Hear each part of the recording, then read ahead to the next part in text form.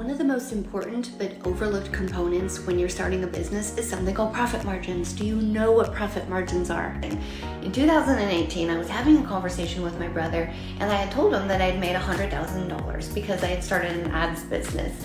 And he said to me, you know what, I don't really care so much that you made $100,000. I'm just really curious to know, what are your profit margins? Because that on its own is not a lot of money if you don't have a lot of profit margin. So of course I quickly Googled it because I had no clue. And what I learned is that I actually did have really good profit margins, around 50%. Now, profit margins are one of the most important things that you want to consider when starting a business, because many brick and mortar places are happy to have a profit margin of like 10 to 15%. Like, that's considered really good.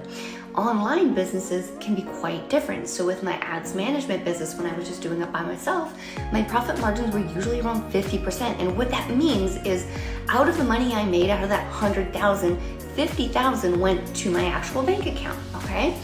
So that's a really important factor, because when you're looking at things like e-commerce businesses, the profit margins are razor thin, like almost non-existent. So those are the businesses that you really want to stay away from, because the profit margins are just so low.